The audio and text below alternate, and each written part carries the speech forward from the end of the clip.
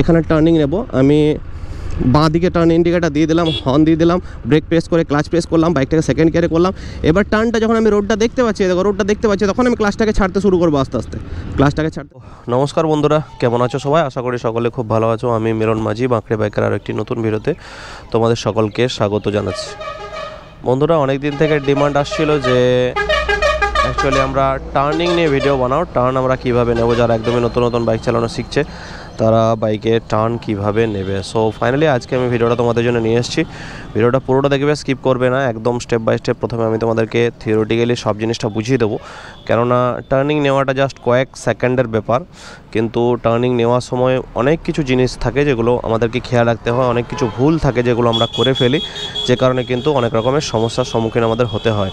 So সেই কারণে প্রথমে আমি তোমাদেরকে জিনিসটা ডিটেলসে একদম বোঝাবো, ডিসকাস করবো যে তোমরা টার্নিং নেওয়ার আগে কোন কোন জিনিসগুলো খেয়াল রাখবে এবং টার্নিং নেওয়ার সময় তোমরা কী করবে, এবং যাতে করে ইজিলি তোমরা টার্ন নিতে পারো। চলো বন্ধুরা, দেরি করবো না, ভিডিওটা শুরু করা যাক। শুরু করার আগে যদি চ্যানেলটাকে এখনও সাবস্ক্রাইব না করেছো, so bike riding related video আমার চ্যানেলে রেগুলারলি আসতে থাকে। তোমরা অবশ্যই জানো যে এর আগে অলরেডি প্রচুর ভিডিও আমি তোমাদেরকে দিয়েছি, কীভাবে তোমরা বাইক চালাবে, কীভাবে ক্লাচ কন্ট্রোল, কীভাবে গিয়ার কন্ট্রোল, কোথায় কীভাবে চালাবে, ট্রাফিকে কীভাবে চালাবে, স্পিড ব্রেকার উপর কীভাবে চালাবে। সো যাই হোক, চ্যানেলটাকে সাবস্ক্রাইব করে রাখো, তাহলে তোমাদের ভবিষ্যতে এরকম প্রচুর ভিডিও তোমরা পেতে থাকবে। আর ভিডিওটা পুরোটা দেখো, পুরোটা দেখার পর যদি তোমাদের ভিডিওটা ভালো লাগে অবশ্যই ভিডিওটাতে একটা লাইক করে দিও। চলো বন্ধুরা, দেরি না করে ভিডিওটা শুরু করা যাক। তো সবার প্রথমে বলি বন্ধুরা, টার্নিং কিন্তু অনেক রকমের হয়। যেমন ধরো ইউটার্ন, শার্প ইউটার্ন মানে 180 ডিগ্রি টার্ন, আবার অনেক সময় 30 ডিগ্রি টার্ন থাকে, 60 ডিগ্রি টার্ন থাকে, 90 ডিগ্রি টার্ন থাকে। সো আজকে বেসিক্যালি আমি তোমাদেরকে যেটা শেখাবো সেটা হচ্ছে একটা 90 ডিগ্রি টার্ন। আমার সামনে একটা 90 ডিগ্রি টার্ন আছে, দেখতে পাচ্ছ, সব গাড়ি ঘোড়া ওইদিকে যাচ্ছে।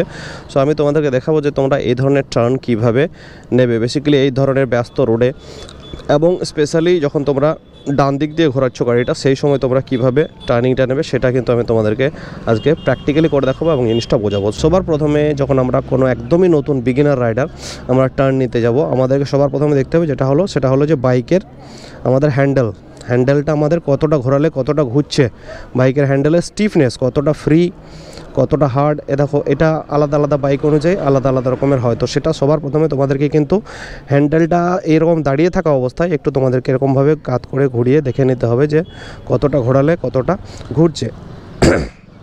এবং একটা জিনিস তোমাদেরকে বলে দিই, যখন বাইক দাঁড়িয়ে থাকবে তখন আমাদের হ্যান্ডেল যতটা হার্ড লাগবে, আমাদের যখন বাইক চলতে থাকে তখন কিন্তু বাইকের হ্যান্ডেলটা অনেক ফ্রি হয়ে যায়।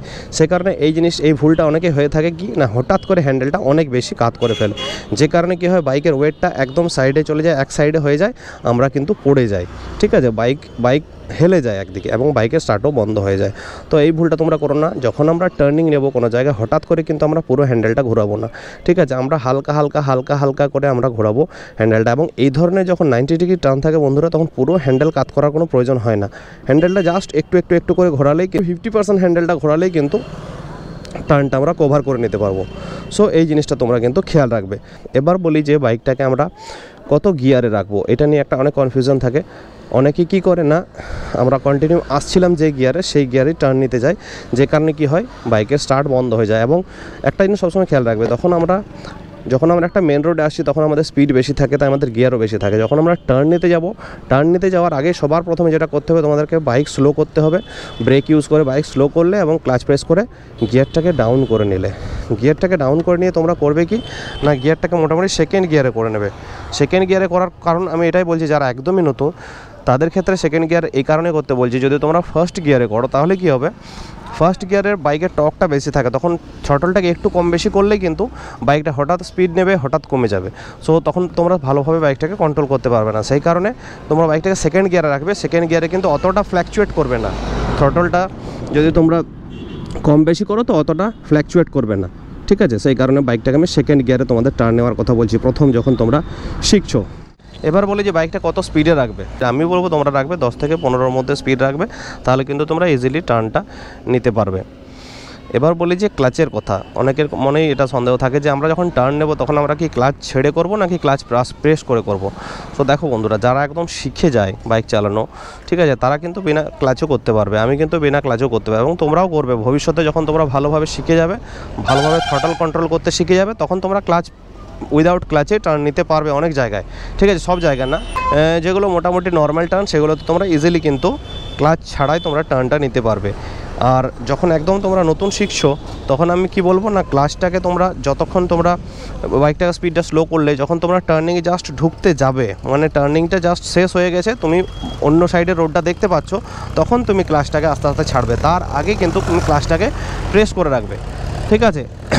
আর বাইকটা আগের থেকে অলরেডি স্পিডে ছিল হালকা, সেই স্পিডের মোমেন্টামে তোমার বাইকটা ঘুরে যাবে। এবং এটা এই কারণে বলছি, সেই সময় যারা একদমই নতুন উইদাউট ক্লাচ ছেড়ে তোমরা থ্রটল কন্ট্রোলের উপর যদি টার্নিংটা নিতে যাও, তখন কিন্তু তোমাদেরকে অনেক কিছু খেয়াল রাখতে হয়। এক তো হ্যান্ডেল কতটা ঘোরাচ্ছ সেটা খেয়াল রাখতে হয়, তারপর যদি থ্রটল কন্ট্রোলটার উপরেও ধ্যান দিতে হয়, তখন তোমাদের কনসেন্ট্রেশনটা নষ্ট হয়ে যায়। সব দিকে মনোযোগ দিতে গেলে কনসেন্ট্রেশন নষ্ট হয়ে যায়, যে কারণে তোমরা টার্নিংটা নিতে পারো না, বাইকের স্টার্ট বন্ধ হয়ে যায়।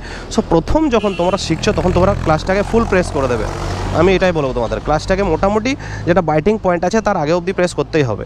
করে নিলে এবার তুমি সম্পূর্ণ ফোকাসটা করো হ্যান্ডেল ঘোরানোর উপরে, মানে কতটা হ্যান্ডেল ঘোরালে আমার কতটা রোডে বাইকটা কাটছে সেটার উপরে। তাহলে তোমার কি হবে, ক্লাচ তো প্রেস করা আছে, তোমার থ্রটলের উপর কোনো ভয় নেই, থ্রটল তোমাকে দিতে হচ্ছে না, বাইক যে মোমেন্টামে ছিল সেই মোমেন্টামে ঘুরে যাবে। এবং যেই তোমার টার্নিংটা শেষ হচ্ছে, মানে অন্য সাইডের রোডটাকে তুমি দেখতে পাচ্ছ, তখনই তুমি ক্লাচটাকে রিলিজ করা শুরু করো, আস্তে আস্তে রিলিজ করো এবং আস্তে আস্তে থ্রটল দিতে থাকো, তোমার টার্নিংটা কিন্তু কভার হয়ে যাবে, ইজিলি কভার হয়ে যাবে। এবার বলি মিস্টেকের কথা, যে মিস্টেকটা আমরা করে থাকি সেটা হচ্ছে যে ব্রেক প্রেস।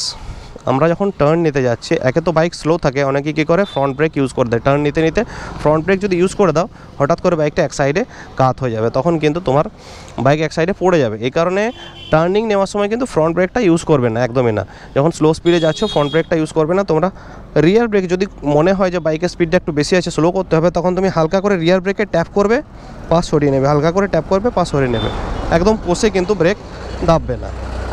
সো এই জিনিসগুলো হয়ে গেল প্র্যাকটিক্যালি। এবার আমি তোমাদেরকে বলি যে যখন এই ধরনের ব্যস্ত রাস্তায় তোমরা টার্নিং নিতে যাচ্ছ, সবার প্রথমে যেটা করবে সেটা হচ্ছে যে আয়নাতে দেখবে যে পেছনে আমার কত দূরে গাড়ি আসছে, এবং মোটামুটি একটা জাজমেন্ট নেবে। খুব সামনে যদি গাড়ি থাকে তুমি টার্ন কিন্তু নেবে না। এবং যখন তুমি কন্টিনিউ পেছন থেকে আসছো, তখন যদি তুমি টার্ন নিতে যাও, তাহলে তোমার মোটামুটি 50 থেকে 100 ফুট আগে থেকে তোমাকে কিন্তু কী করতে হবে, টার্ন ইন্ডিকেটার দিতে হবে, ঠিক আছে? তুমি যে সাইডে টার্ন নেবে সেই সাইডে তোমাকে টার্ন ইন্ডিকেটার দিতে হবে। ডাইনে যেতে গেলে, বিশেষ করে ডান দিকে যেতে গেলে তোমাকে দিতেই হবে, হ্যাঁ, কেননা পিছন থেকে গাড়ি আসে, তুমি যদি ডান দিকে হঠাৎ করে ঢুকে যাও, তাহলে কিন্তু পিছন থেকে গাড়ি এসে ধাক্কা মেরে দেবে।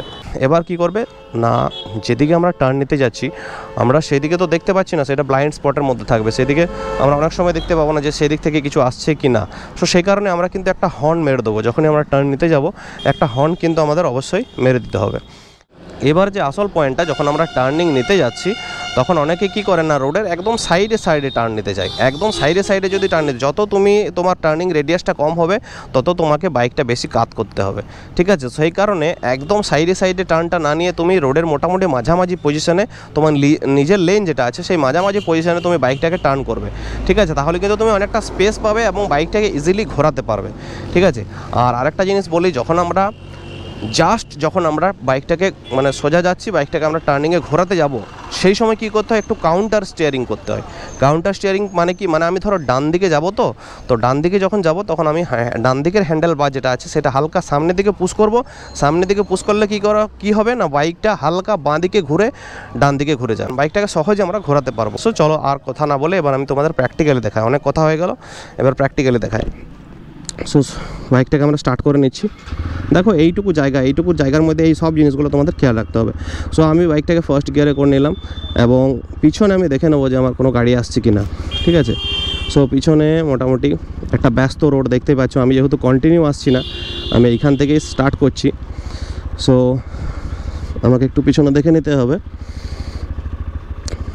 1 মিনিট।